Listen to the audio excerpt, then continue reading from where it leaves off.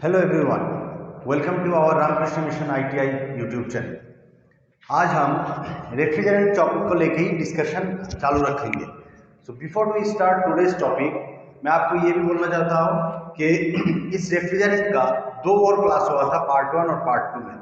तो you must follow that two parts also, क्योंकि वो जो दो पार्ट है, पार्ट 1 और पार्ट 2 है, उसमें मैंने काफ़ी सारा इंपॉर्टेंट पॉइंट्स डिस्कशन कर रखा है जो कि इस टॉपिक के लिए काफ़ी इंपॉर्टेंट है। उसमें कुछ जनरल फार्मूलाज है, कुछ केमिकल फार्मूलाज है, काफ़ी आसान आसान सा है। अगर आप उस दोनों पार्ट को मिस करोगे तो फिर कंसंट्रेट करना थोड़ा मुश्किल हो जाएगा। तो इसलिए मैं आपको रिक्वेस्ट करता हूँ या फिर सजेस्ट करता हूँ कि आप लोग वो दो क्लास को ज़रूर देखें। और आज का जो क्लास है उस पर क्या करेंगे, हम कुछ जनरल डिस्कशन करेंगे इस टॉपिक के ऊपर। कुछ कुछ रेफ्रिजरेंट्स ऐसा है जो काफ़ी इंपॉर्टेंट है और जिसको याद रखना काफ़ी ज़रूरी है। और उस रेफ्रिजरेंट में कुछ कुछ चीज़ आपको हमेशा ध्यान में रखना पड़ेगा, अदरवाइज आप कोई कॉम्पिटिटिव एग्जाम फेस करोगे, वहाँ पे भी दिक्कत आएगा, या फिर आप प्रैक्टिकली काम करने जाओगे फिजिकली किसी कहीं पर भी, तब भी आपको दिक्कत आएगा। ठीक है, तो आज हम लोग क्लास चालू करते हैं। तो सबसे पहला जो रेफ्रिजरेंट लेके हम आज डिस्कस करेंगे वो है HC ग्रुप के, यानी कि हाइड्रोकार्बन ग्रुप के। HC ग्रुप के रेफ्रिजरेंट को लेके आज हम डिस्कशन पहले चालू करेंगे। तो HC ग्रुप के एक रेफ्रिजरेंट का नाम है R600A। ठीक है, इस रेफ्रिजरेंट का केमिकल सिंबल है C4H10। Okay, C4H10। तो इसका अगर हम बॉन्डिंग बना लेते हैं तो देखो 4 कार्बन है, तो यहाँ 1 2 3 और 4। ठीक है, हमने 4 कार्बन दे दिया और बाकी जो कार्बन के हैं जितना भी बॉन्ड बच जाता है उसको मैंने ऐसे ड्रॉ कर दिया। ठीक है, तो जो मैंने बोल रखा है कि सारे जो हैंड्स है या फिर बॉन्ड्स है उसमें कौन जाएगा, देखो हाइड्रोजन यहाँ 10 है, 10 है, तो सब में हाइड्रोजन आप डाल दो। 2 3 4 5 6 7 8 9 और 10, ये सारे कार्बन के जो बॉन्ड्स है वो हाइड्रोजन ने ऑक्यूपाई कर लिया और इसका नाम बन गया मीथेन, इथेन, प्रोपेन, ब्यूटेन। ठीक है, इसमें 4 कार्बन है तो ये ब्यूटेन में आ गया और इसका केमिकल नेम होता है आइसोब्यूटेन।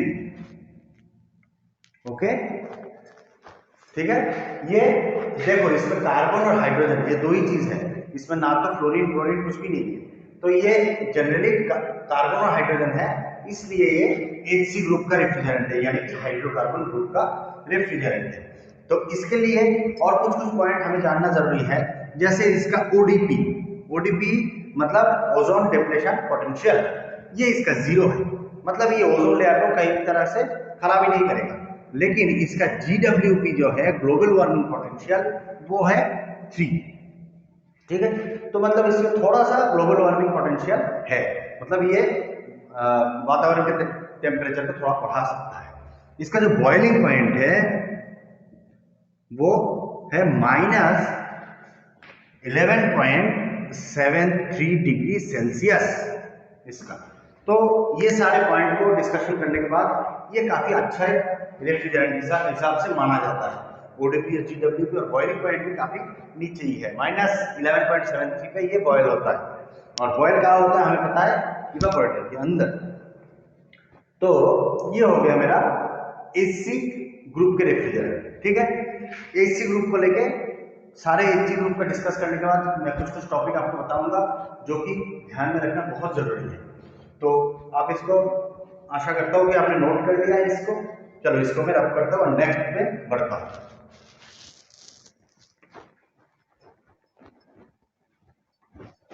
नेक्स्ट जो HC ग्रुप का रेफ्रिजरेंट है वो है R290।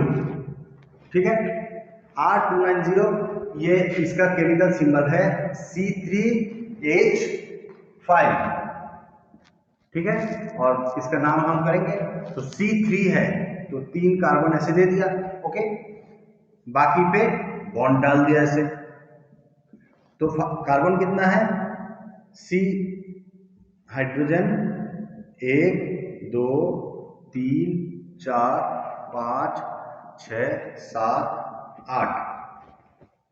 सॉरी इसका नंबरिंग गलत हो गया, C3H8 है। ठीक है, देखो अगर हम कोई गलत करते हैं तो ऐसे अगर ब्रेकेज करके हम इसको करने की कोशिश करेंगे तो हमारी गलती पकड़ा जाता है। मैंने C5 लिखा था लेकिन यहाँ पर बॉन्ड से 8 तो ऑटोमेटिकली यहाँ 8 आ गया। ठीक है, तो इसका नेमिंग भी हम लोग आसानी से कर सकते हैं। यह 3 कार्बन है तो हम क्या जानते हैं, 3 हुआ तो प्रोपेन, तो इसका केमिकल नेम है प्रोपेन। ठीक है, ये प्रोपेन ग्रुप में आ जाता है। तो एक चीज देखो, इसमें कार्बन और हाइड्रोजन दो ही है, इसलिए ये HC ग्रुप का रेफ्रिजरेंट हो गया, यानी कि हाइड्रोजन। इसका भी ODP 0 है, GWP 3 है और बॉइलिंग पॉइंट है -11.73 डिग्री सेल्सियस। ठीक है, सॉरी इसका बॉइलिंग पॉइंट और नीचे है -42.7 डिग्री सेल्सियस। इतना कम टेम्परेचर में ये बॉयल होता है। तो ये भी हाइड्रोकार्बन ग्रुप का रेफ्रिजरेंट है, ये भी काफी अच्छा माना जाता है। जनरली ये जो 290 और 600 है ये फ्रीज में यूज होता है। ठीक है, तो ये हो गया HC ग्रुप का 2 रेफ्रिजरेंट। और एक रेफ्रिजरेंट आता है HC ग्रुप में जिसको बोला जाता है HC ब्लेंड। HC ब्लेंड, तो ब्लेंड मतलब क्या हुआ कि मिला हुआ है। तो इसमें क्या है, और एक चीज मिला हुआ है, वो है R600A। ये जो पहले जो R600A हम पढ़े थे और 290 पढ़े थे, ये दोनों मिलने के बाद जो रेफ्रिजरेंट बनता है उसको हम बोलते हैं HC ब्लेंड। ओके, इसमें क्या है, R600 50% प्लस R290 50% मिला हुआ बाय वॉल्यूम। ठीक है, यह है HC ब्लेंड। इसका इसका ODP 0 है, GWP बहुत कम है, इसको नेग्लिजिबल माना गया। ठीक है, और बॉइलिंग पॉइंट है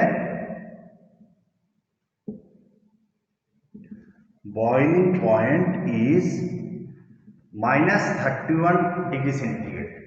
ठीक है, तो देखो ये आपने जाना होगा HC ब्लेंड जो रेफ्रिजरेंट वो भी फ्रिज में यूज होता है। इसमें क्या है, 600 और 290 50% मिक्स है।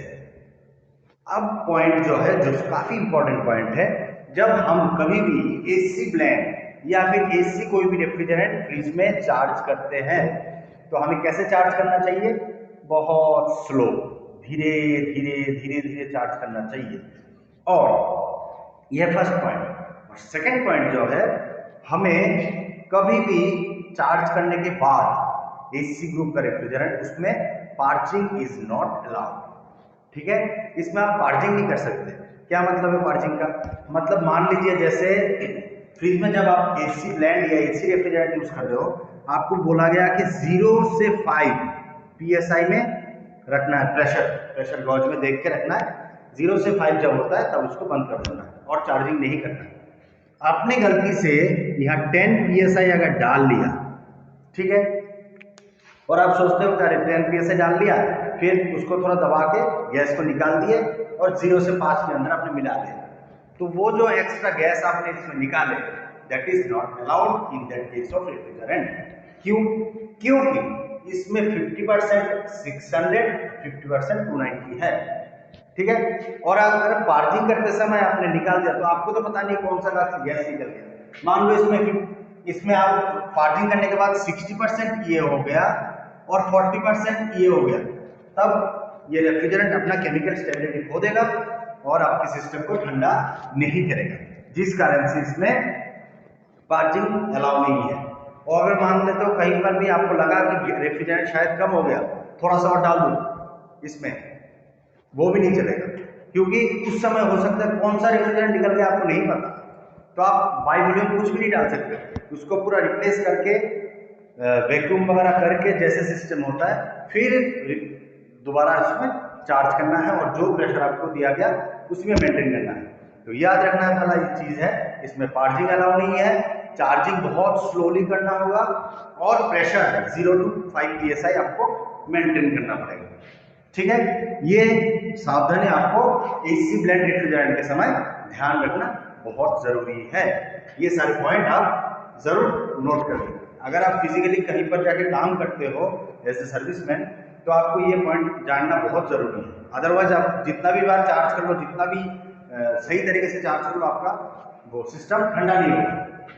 ओके, ये था एसी ब्लेंड के बारे में डिस्कशन। अब जो नेक्स्ट रेफ्रिजरेंट है वो है R410।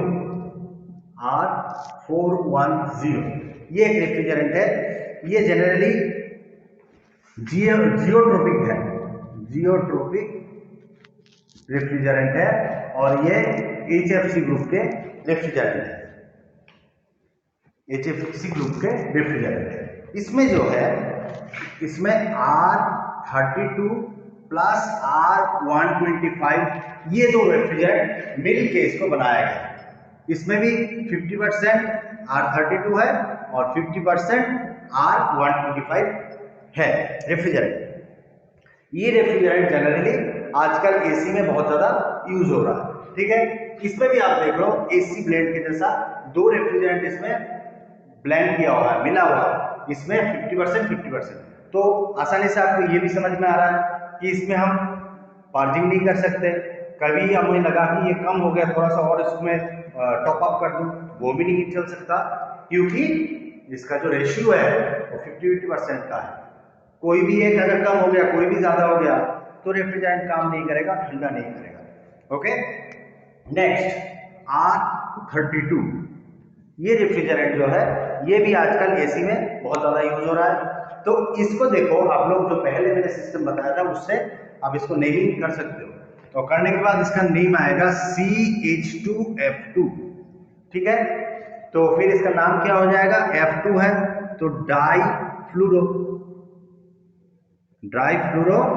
कौन सा ग्रुप का है, कार्बोनिक है, तो मीथेन। ये आप प्रैक्टिस कर लेना, आसानी से बन जाएगा। तो डाई फ्लोरो मीथेन ये बन गया। ये कौन सा ग्रुप का है, देखो इसमें H है, Fa और C, तो HFC ग्रुप का रेफ्रिजरेंट है। ये दोनों जो रेफ्रिजरेंट है ये दोनों का ODP 0 है, लेकिन GWP AC से मुकाबले काफी हाई है। ठीक है, और ये सारे हो गए मेरे ऑर्गेनिक कंपाउंड्स के रेफ्रिजरेंट।